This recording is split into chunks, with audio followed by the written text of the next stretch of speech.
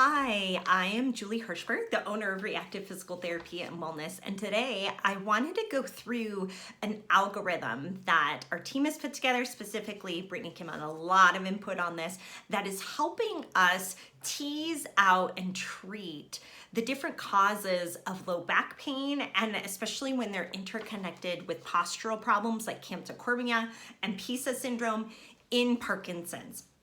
This is available as a download for you. So I'm going to quickly explain it to you so that you can use it. So your first question when someone presents with a posture problem in Parkinson's is, do they have that low back pain? If not, phenomenal. You will be hanging out in this area of the algorithm where you can then investigate what's underlying the postural problem. If pain is not a factor, we look at things like, is it dopamine responsive? Is it due to sensory or dystonia problem? Is it muscle weakness, or is there a dysautonomia? And you can test and treat those things. And often it's not just one of those things. It's usually a combination. But a lot of the times we go down this yes pathway as well, and pain, they have pain as well. And sometimes that pain is driving the posture, sometimes the posture is driving the pain, and we need to figure that out. So the first step is to discover the pain source. And Brittany put this together really nicely for us based on the SMART article in 2010, where they looked at 3 types of pain: nociceptive, peripheral neuropathic, and central pain.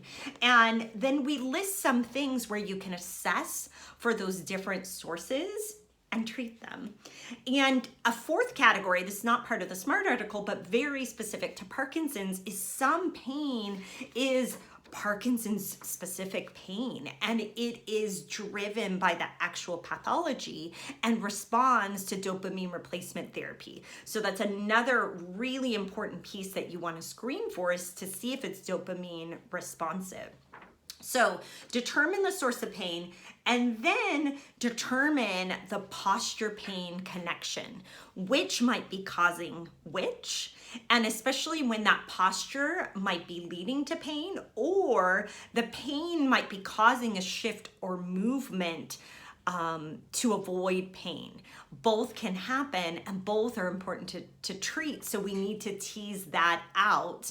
And ultimately, to provide the best outcome for our patients who have a posture problem and pain in Parkinson's, we need the whole picture. You can't just treat the pain, and you can't just treat the underlying postural problem. You need both. And nicely, there's a lot of overlap, like the sensory training and the muscle strengthening that help both of them. So I think you'll find this really helpful. I'll post a link for you to be able to download it for yourself for free, and go make some changes in this really tricky to treat phenomena in Parkinson's. Thank you.